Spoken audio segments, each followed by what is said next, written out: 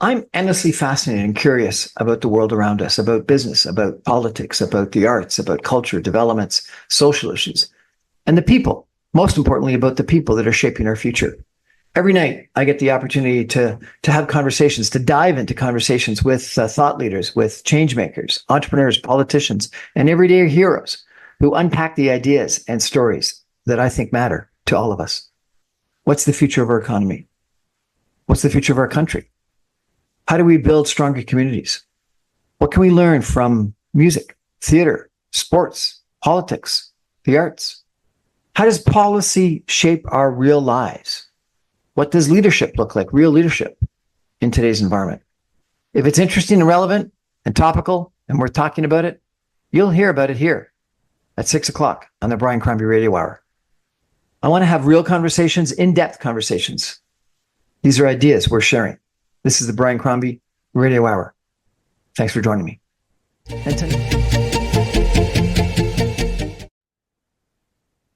Good evening, everyone, and welcome to the Brian Crombie Radio Hour. I've got Anita Nowak back with us tonight. She is a professor at McGill University. She teaches social entrepreneurship and innovation and happiness. And happiness means business at McGill University, according to her byline.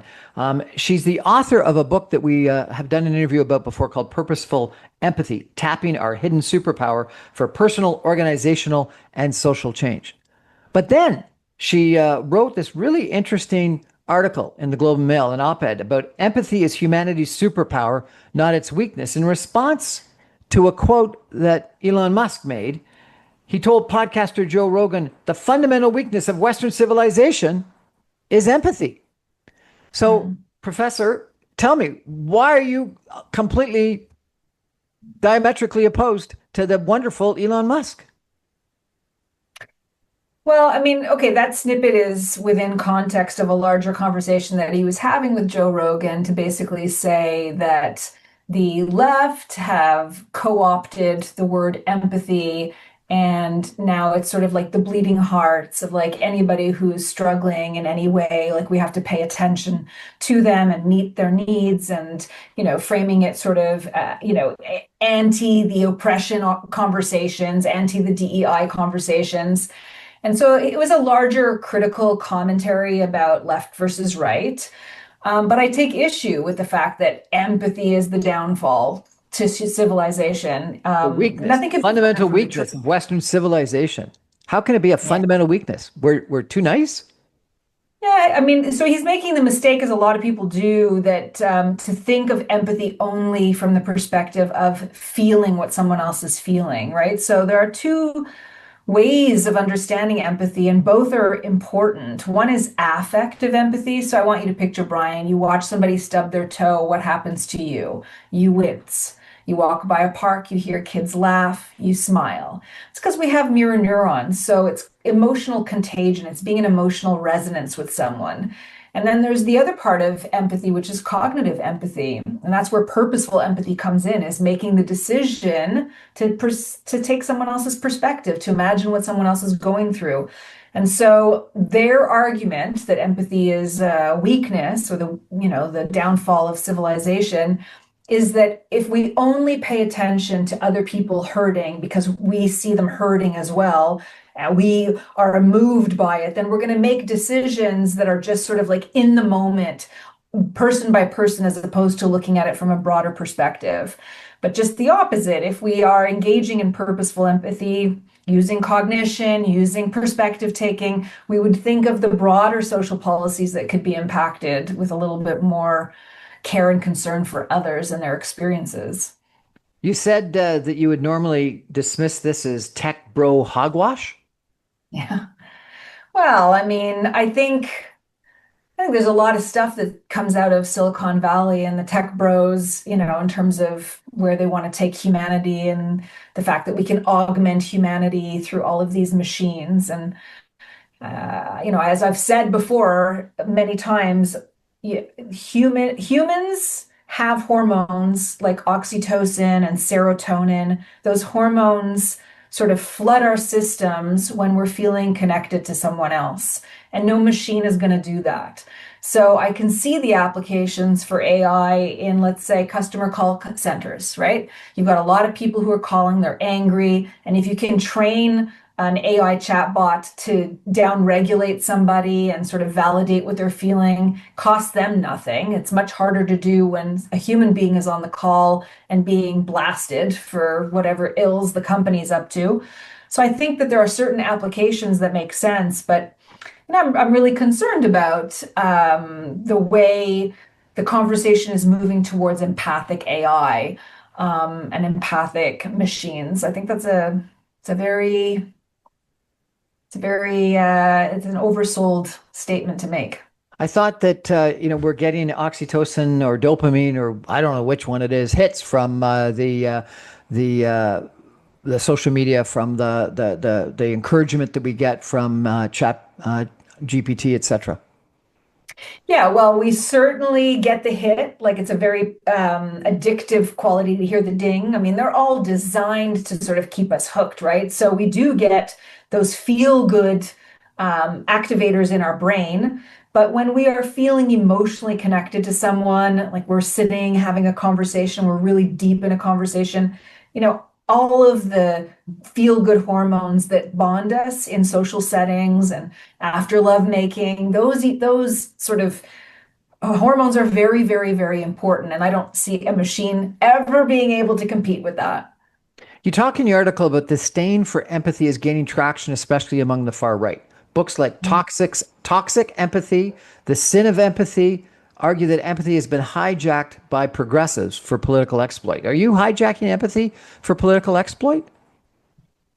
No, and I'm really worried about there's a special word I'm looking for, like not co-opted, but there's a word, maybe you'll help me here, where it's being weaponized. Empathy is now beginning to be weaponized by the far right. And I think that that's very, very worrisome. I think we need to really push back on that narrative and say, no, no.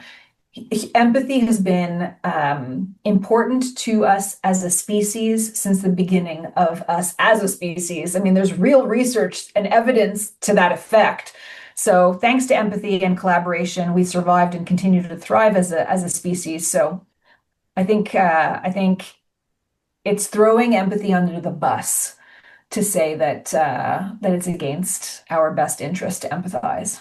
So, Doge, Elon Musk, the Republican Party, and the President of the United States, cutting back dramatically on foreign aid, on the different programs in the United States that were helping disadvantaged people, going with a very strong law and order for some people, not necessarily for everyone, policy, criticizing gay people, trans people, LGBT. Is that all what you're worried about?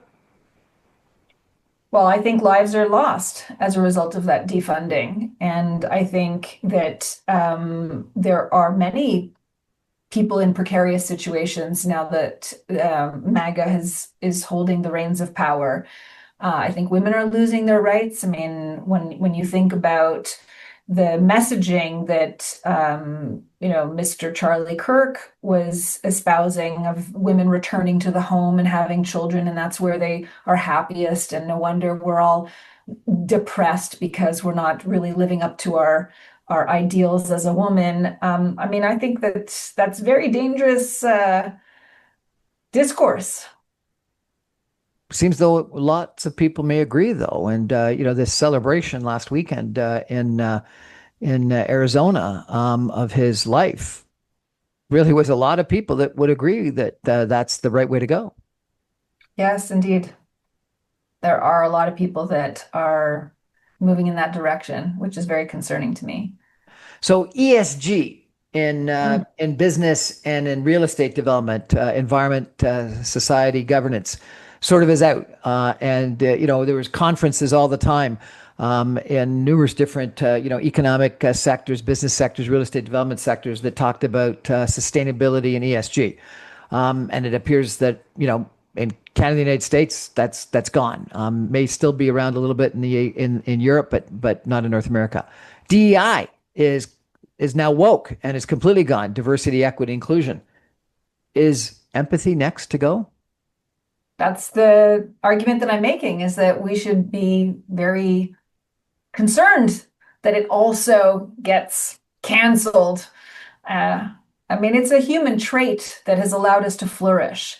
It is the innate trait that unites us in our common humanity. There's a beautiful research that looks at wherever you are on the planet, people can recognize things like joy and fear and anguish and disgust and surprise. These are human facial expressions that we can all recognize. And so you and I, Brian, like, we know sadness, we also know shame, we also know joy, we also know delight. And that's empathy is what connects us, is that we have these universal experiences. So why on earth would we want to disqualify empathy from our lives? It really unifies us. I think the issue is that there's a uh, division is a very useful tool at the moment right now. I think political division is being exploited to ill ends. But you think that empathy is actually our superpower. And then you talk about purposeful empathy as being even stronger than just regular empathy. So let's take a break and come back and chat with you about why it's a superpower. It's not just something we do, it's actually our superpower. Stay with us, everyone. Back in 2 minutes.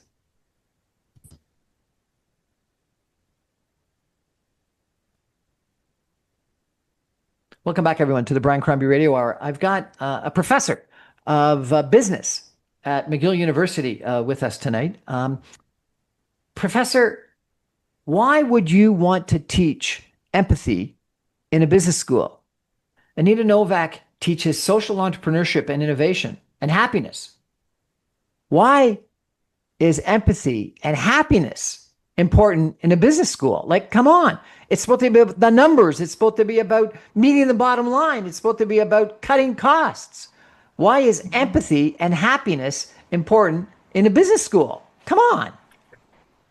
Well, there's a huge business case for both of them. And the reason for that is that if you look across any industry or sector or company, the thing they all have in common is that it's humans, at least for now, that are running the show.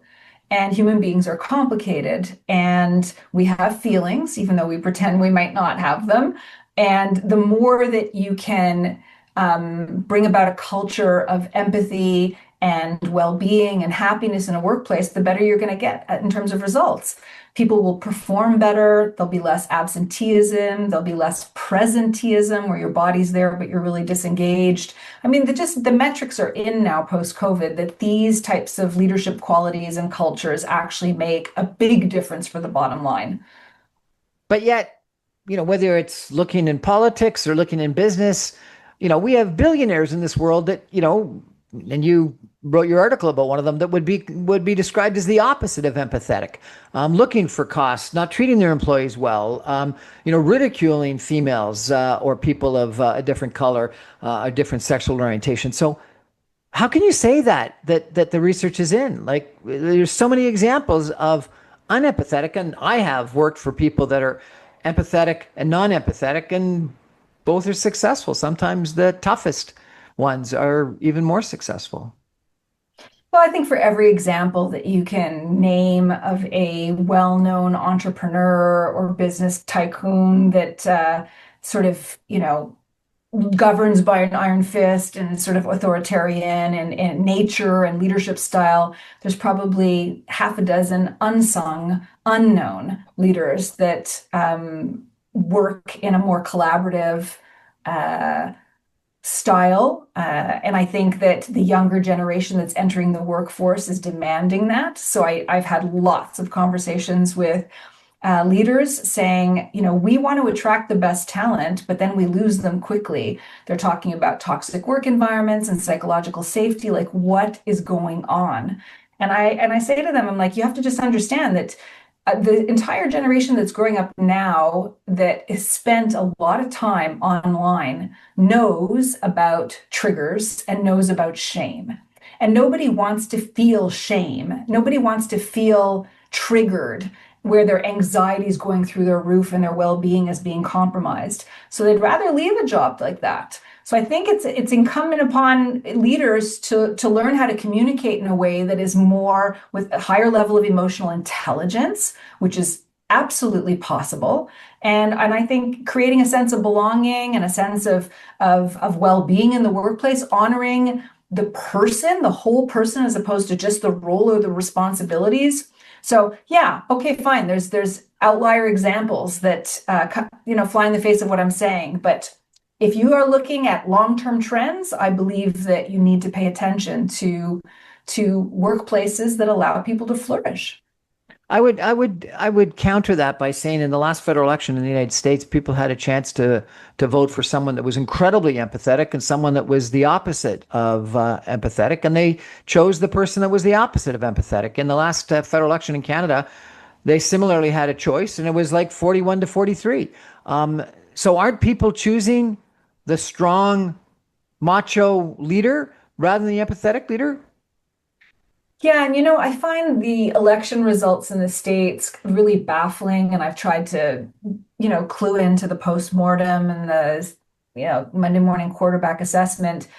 And I think it's much more complicated and nuanced. And I think part of it is that whatever your frame of reference is, Brian, you are living vivipa, like you and me and everyone else, we're living in our own algorithm of social media. So whatever news you're being subjected to, or that's coming across your screen, is as a result of your previous searches. And so we can't possibly understand how different someone else's ecosystem of news is. And I suspect that my misunderstanding of how people voted a particular way is sort of like super confusing to me because I don't know what their breakfast and their lunch and their dinner of media news is. And I think that we're now kind of traveling along two different tracks where even truth and reality is blurring. And I think AI and is going to do even worse to that. So I really wonder what's going to happen when we're living in completely parallel universes about what is real and what's not real. So you think we're living in a world where half the population believe in empathy and are empathetic, and half the population don't believe in empathy and aren't empathetic? No, it's just that their perspective on what empathy means and looks like is different. So I believe that it's possible that highly empathic people voted for Trump, but are believe that we must take care of ourselves first. Like there's a lot of internal problems. Let's tend to our own first and be empathic towards our own folks. Whereas there are other people that believe that ourselves is part of the problem, and this idea of dividing us versus them, like let's look at us as a human race, and let's extend the concentric circles of empathy outbound. So I think there's empathic people on both sides, but we're just being exposed to an entirely different media diets. It's fascinating. I think, and I'll have to give you my frame of reference. I went to business school just a couple of years ago, actually several generations ago. I was in a business school where there were people that came into an organizational behavior course or a human resources course, and really didn't believe that it mattered. They wanted to take all their courses in finance and human and investments and statistics and things like that. They were very numbers oriented, very capitalist, very bottom line oriented, etc.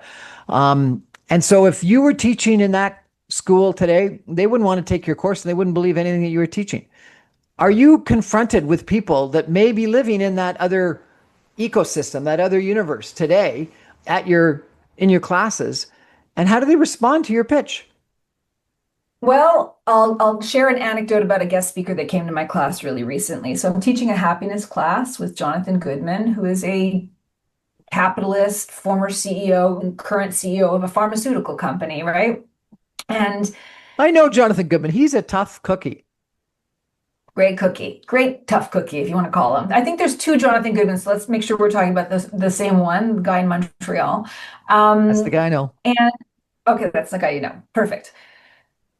So I invited a former student by the name of William Rossi, and he runs a media company slash stationery company called Sprout 4 years ago, he was with his phone interviewing people on the streets, and now he has over 1 million YouTube followers and 1 billion impressions on all of his social media channels combined. He interviews people that are over 65 years old. He's interviewed Jean Chrétien, and he's been to Dharamsala to meet with the Dalai Lama. He's interviewed over 1,000, older and wiser people about their life. Now, how he started was he was in banking and he absolutely hated it. He studied finance, he got the two jobs, and he speaks publicly about this, so I'm not certainly saying something out of step. And he really hated the work. And so he left his job in finance. And so his first ever set of questions to people randomly on the street is, did you ever have a job that you disliked? And what did you do about it? And at one point, one of his interviews, so he's in class, sort of sharing the new product that he has, which is like a 6-month plan. It's sort of very self-awareness driven, where you're answering questions and it's really reflective, and you're meant to sort of like pay attention to different aspects of your life and what do you dream of accomplishing and what are you doing towards your goals. He played this little clip in class of a man in New York City. You could see the Big Apple behind. He was obviously in Central Park. And he said, the question was, what's your biggest regret? And he said, I had a blossoming career in my 20s. I was on a couple of TV sitcoms. I had some, credits to my name. And then I didn't believe in myself enough. So I just let it go. I was sleeping on my friends' sofas and watching all my buddies starting to earn really big coin. And finally, I decided to switch careers. And so he's spent the last 20 or 30 years working in some office job. And he really regrets that he didn't pursue his dream. Now, at the end of the 1 hour session with William, where he was sharing sort of what he'd learned in life, he put up these two pie charts, okay? And one of them was, we are taught how to have a career, but a career is only part of our life. So why aren't we taught how to develop the life we want to live, of which one triangle or, smaller, bigger, whatever size it is part of your life. So he asked the students if they wanted to join a mastermind group, right? Like separate from my course, to sort of go deep with his 6-month product. And out of 47 students registered in my class, half of them showed up for that first meeting. They are craving meaning and purpose and direction about what to do. They are being funneled into like corporate jobs, working big hours, and at the cost of mental health, at the cost of, leisure, at the cost of their family lives. So I really don't mind if people disagree with me or don't understand what I'm saying. But that's because I think they've drank the Kool-Aid and may not have enough time in the mirror saying, am I really satisfied with my life right now? And so what about the other half? Are they the ones that are going to be the ones that are going to be unempathetic and the tech pros? Maybe. That's interesting. There was half was one way, half the other way. I got to ask you though, you make this difference about purposeful empathy, and that's the title of your book. And you've talked about that a few times. Why is purposeful empathy so much different than just empathy?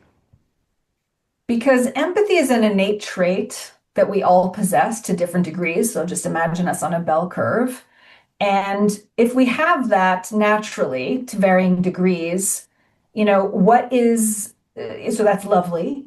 But because I think that there are so many things going on in the world that require our attention, that we need to flex our empathy muscles a little bit on purpose. So purposeful empathy is being deliberate and intentional about it. That's thinking about, what my life is blessed. Your life is blessed. We were born in the ovarian lottery, right? We have a lot of freedoms. We have, a chance to self-actualize. I'm sure that you've reached a point where you find it really even more meaningful to give back, whether it's donating your time or mentoring a young person, right? So you're like even self-transcending past self-actualization. I think that there are a lot of people on the planet that don't have that. And we can just turn a blind eye to that, which is what we do to a large degree, or we could decide that my life, our lives, our collective lives, we could do more with it than just buying more stuff, investing more money. I think that there's a real argument to be made about how we can be more generous and altruistic and kind, and how there's a beautiful circuitous kind of, the more you do it, the more you benefit too.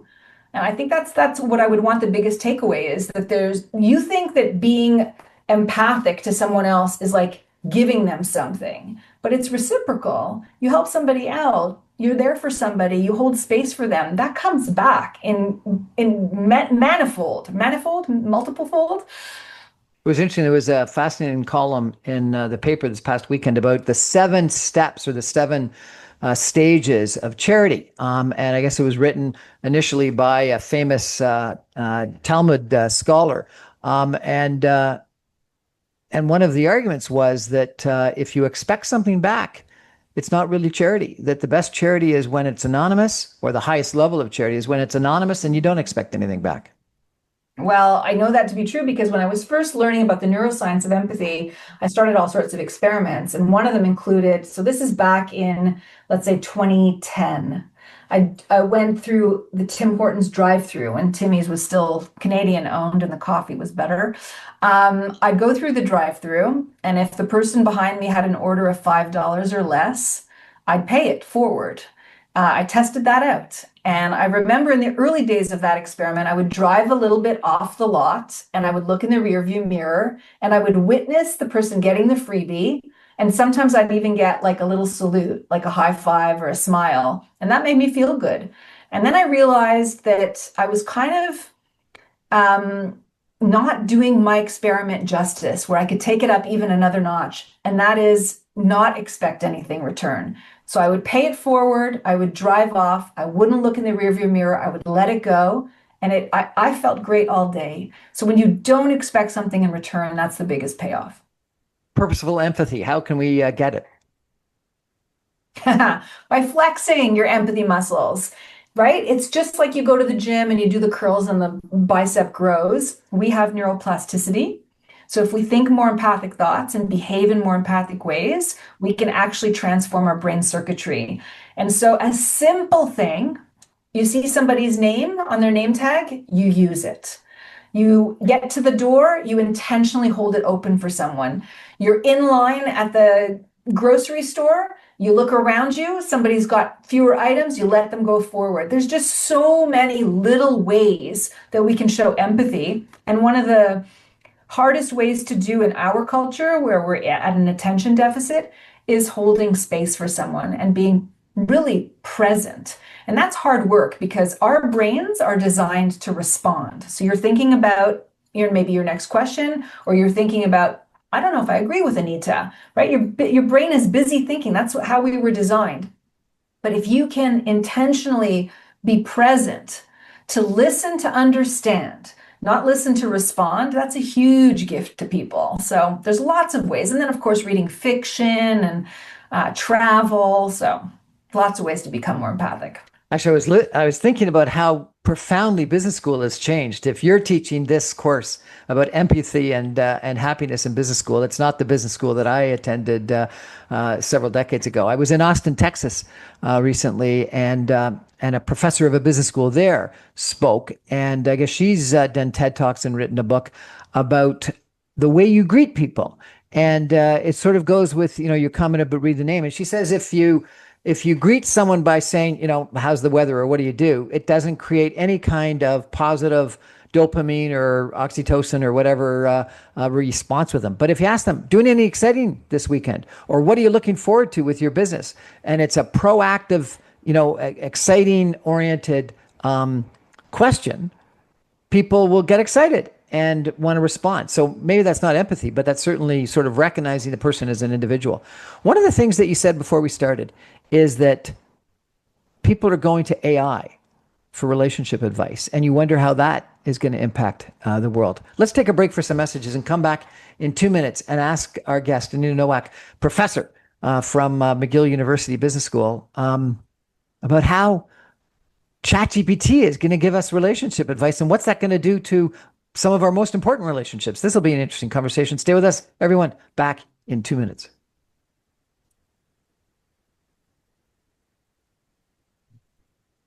Welcome back, everyone, to the Brian Crombie Radio Hour. I've got Anita Nowak with us tonight. She's a professor in the business school. She's a professor of entrepreneurship, of innovation, and of happiness. And she teaches about purposeful empathy. Her book that she's published is about purposeful empathy. And it's been an interesting conversation so far. But one of the things I wanted to turn to was something she said before we got online, which is that, Anita, you said that people are turning to ChatGPT and other AI for relationship advice, and you're wondering about what that's going to do. So tell me, I didn't hear about this. What's going on with asking AI for relationship advice? So I'm part of a panel in Chicago with these three gentlemen that are all very much in the AI tech space, and I'm more of the empathy gal, but they're interested in sort of pro-social AI. And I heard from one of them who does coaching of tech startups, CEOs of tech startups. And he has like a small group of about 30 people that come together just to chat about what their reality is. It's a safe space for them to sort of talk shop.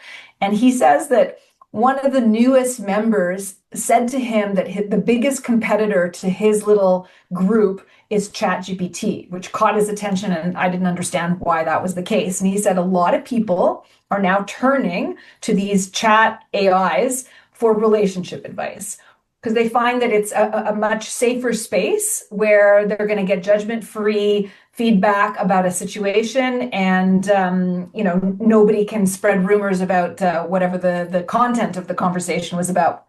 So I had the experience of having a spat with my mother recently. I got triggered, she got triggered. We went back into our usual sort of trope. I got too upset, she got too withdrawn, and we were at stalemate.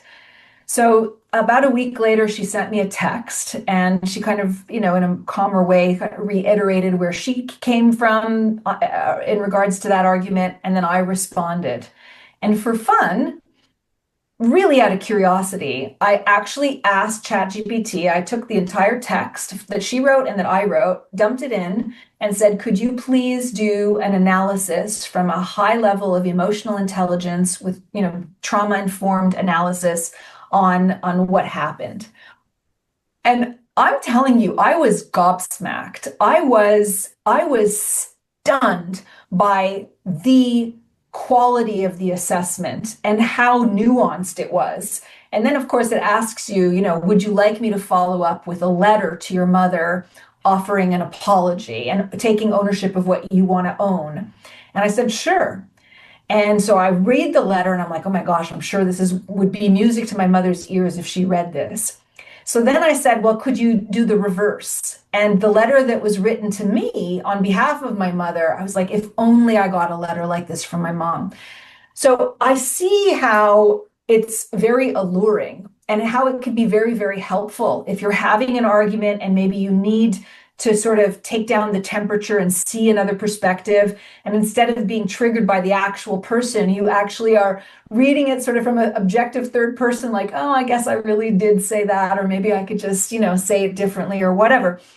So this is happening now where people are turning to AI for relationship advice to the extent that a lot of people are traveling down a rabbit's hole. If they're depressed, that they're turning away from their loved ones and they're turning to AI. And unfortunately, there have been suicides where, families are now suing these big AI companies because there were no guardrails to that conversation where family members were being cut off. Same thing with, girls and eating disorders or cutting. So I think that there's a shadow side to that. And I also think, there's a woman by the name of psychologist named Esther Perel. She's really a phenomenal psychologist, and she's talking about just the breakdown of friction. So, if we get through life and everything is easy for us, everything's at our fingertips, we can order food, we can just carry on and break off a relationship by text, ghost somebody, not have to repair the relationship. that we're losing a skill, that the skill that's atrophying is our capacity to manage tension and confrontation and conflict. And so I think that that's something to pay attention to and Why are we not losing it? to over. Because ChatGPT is taking over? Well, I guess that's the argument is that there's the possibility that you won't need to. Don't need a So friend anymore? I was at a conference. This is not a joke. I was at a conference last October in Stockholm for the Inner Development Goals. It's a new framework for leadership. And the guest speaker is a PhD in studies of, like, he studies existential risks. And he was asked to look specifically at chat robots, so everybody back in the day when Steve Jobs was beginning Apple, he's like, everybody's going to have a PC or an Apple computer on their desk. And the early naysayers were like, that's never going to happen. And guess what? We all have several gadgets now, whether it's a desktop, a laptop, or a tablet. Well, he's saying that every family is going to have like a little mini robot that's going to become the sort of a companion for children in the household, because every child has a different learning style, and the way we learn is going to be changed because we're not going to need to memorize things anymore, and we're not going to need to have facts in our head because everything's going to be at our fingertips. So children are going to be accompanied by these educational tools that are going to serve as kind of quasi friends at the same time, and maybe to a certain extent babysitters, as phones and tablets are already. And his concern, the argument he made is social media is the AI of 1.0, the algorithms that has really stolen all of our time. He says 2.0 is going to steal all of our intimacy, not just sort of like sexual intimacy, but just the intimacy in relationships. And he believes that as children become ever more reliant on these tools for schoolwork, it's going to bleed into their friendships. And we're seeing that with boys and girls that are going online and spending most of their time sort of like in the dark web. He's saying that any child will be able to talk to this chatbot about any issue that's going on at school, any questions they have about anything at all. They'll always have time for them, and they'll never judge them, and they'll always say sweet things to them. So which kid wouldn't want to be around a friend that only has positive things to say to them? And he's concerned that a whole generation raised that way there might be the breakdown between the parent-child relationship. So that's what he's prognosticating, I guess, 20 years hence. They're going to steal intimacy from us. Really? Yeah, that's what the argument is. Oprah recommended a book this summer called Culpability by Bruce Holzinger. I don't know if you've heard about it, but it is a book that she recommended as her best read for the summer, and it was excellent. And it was about an AI that had done a whole bunch of things with a family, but one of the family members had the relationship that you've described, where a chatbot was this one daughter's best friend, and provided really good non-judgmental counsel, even when, frankly, she deserved and needed some judgmental counsel. So that's kind of interesting. I recommend it to you if you haven't read it. It's an excellent book. It also had an issue about AI potentially deciding to kill some people rather than other people. So having to make a moral, ethical decision that is life and death in autonomous vehicles. So it's kind of an interesting study. Are you therefore pessimistic about the future? In the short run, perhaps, but in the long run, I tend to ascribe to the arc of the moral universe is long, but always bends towards justice way of seeing the world. So I think the big project of humanity is for us to ascend to a higher level of consciousness, to get out of the weeds of own more, buy more, have more, to contribute more, share more, grow more. I think that's what we as human beings want, but I think that we live in a system that makes that hard to do, and we can easily get distracted out of those core principles of wanting to serve and grow. We're going to take a break for 2 minutes and come back with some concluding comments from our guest, Anita Nowak, professor of business and of innovation, of happiness at McGill University Business School. Stay with us, everyone. Back in 2 minutes.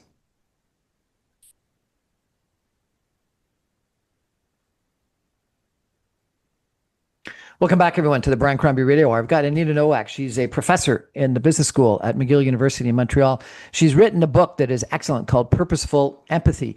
I didn't read it. I listened to it, I have to tell you, and it was excellent. And I've had the pleasure, the honor of interviewing you twice before, both on purposeful empathy. And then what you also did is you did a whole sort of literature search with a whole bunch of different books on empathy. And you've recently written an interesting article that talked about empathy being our superpower.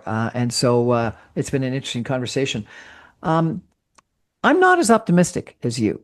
And I want to ask you about that. And just to give you a little bit of a frame of reference, I am the numbers guy. I've always been involved in business, and I've been the numbers guy. And I wanted to do a doctorate in entrepreneurship and economic development, and thought it was all going to be about the guy at the front of the room or the girl at the front of the room and money and capital and stuff like that. Ended up reading The Empathetic Civilization, which you mentioned in your article. I can't remember that. Rapley, I think, was his. Rifkin. Rifkin was the author's name, and became convinced it was about social capital. So not empathy, but social capital, long-term good relationships that people could, authentic relationships that people could develop. And that was what I wanted to do my doctorate in, and I did a bunch of work. Didn't ever complete it yet, and I got to do that one of these days. But spent a bunch of time researching and interviewing and stuff like that on people. But of late, I've become convinced that the world's going a different direction. And whether it be, your article, Elon Musk, whether it be politics, voting for Donald Trump, and 41% of the people voting for a similar kind of individual, and political persuasion in Canada, whether it be these tech bros that all sat behind Donald Trump during inauguration day because they seem to have been sort of the same ilk. The way that wealth has become something that people show off in almost a grandiose way, like the Gilded Age, and even people that are giving charity, put their name on it all the time. So they're not in that charitable stages that we talked about a couple of minutes ago. That social capital or empathy or ESG or DEI or all that kind of stuff are deemed to be woke and wrong, and at a time of Obama and Biden and no more. And so I'm far more pessimistic than you are. Why should I not feel that way? Give me a ounce of confidence that things are going to change. How do you think things are going to change for the better? Well, the pendulum also always swings. So I'm with you that we're not in a good moment, but are we going to stay here? I doubt. When will this moment come to its end, its final conclusion? I don't have the crystal ball, but I can say this. On my podcast, I always ask my guests as a last question, and I'll ask it to you, Brian. Can you think of a time, a specific moment in your life when you were on the receiving end of empathy and what that meant for you? Yes. So share it. I was in business. I was in a situation where I disagreed fundamentally with what my president and chairman of the board wanted to do, and actually was asked in a board meeting what I thought, and I had to honestly stand up and say what I wanted, and knew that my career with that company was over. And I was devastated. I'd spent a bunch of time at that opportunity, and was very invested in the future of that company and the strategy that we were pursuing and that I thought was right, and not the strategy that the CEO and the president wanted, the CEO and the chairman wanted to pursue. And I called a former Premier of Ontario, David Peterson, who was someone who I'd worked with very closely at one point in time. And he said, you need a new opportunity. I got the right guy. He's actually in town. I had dinner with him last night. I'm going to call him up. And he called him up. I had dinner with that individual that evening. He offered me a job. And 2 weeks later, I moved to Vancouver and worked for him. And it was social capital because it was the relationship that I had with this mentor that wanted to help me out. And, this did nothing for him other than a great reference that he provided. And it was incredible empathy that he had for a young guy in a career that was running up against a roadblock. And on a scale of 1 to 10, how important was that empathy to you? 10. It was very important. It changed my career, changed my life. Right. And so I've done over 250 interviews, nothing like the numbers of interviews you've done, but enough to know that everybody that I've interviewed has at least one story at the top of their head. And if I push more, there'd be 4 or 5 that would come within a matter of minutes. We all have stories of how others have extended empathy to us. And that is who we are. That's part of our core nature.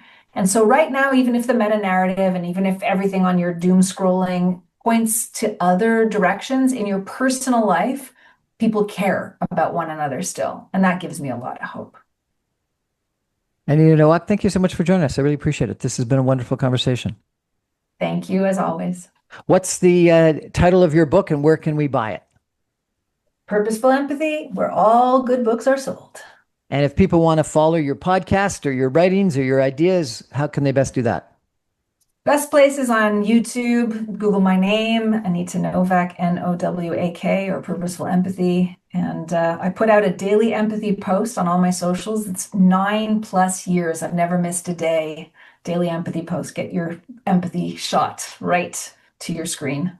That's our show for tonight, everybody. Thank you for joining. I remind you, I'm on every Monday through Friday at 6 o'clock on 960 AM. You can stream it on, even from Montreal, at www.saga960am.ca. All my podcasts and videos go up on my website, briancrombie.com, on my YouTube channel, on social media, on LinkedIn, and on podcast servers as soon as the radio show goes to air. I'm a lot more optimistic after spending the last hour with Anita. Thank you so much. I really appreciate it. Good night, everybody. Thank you.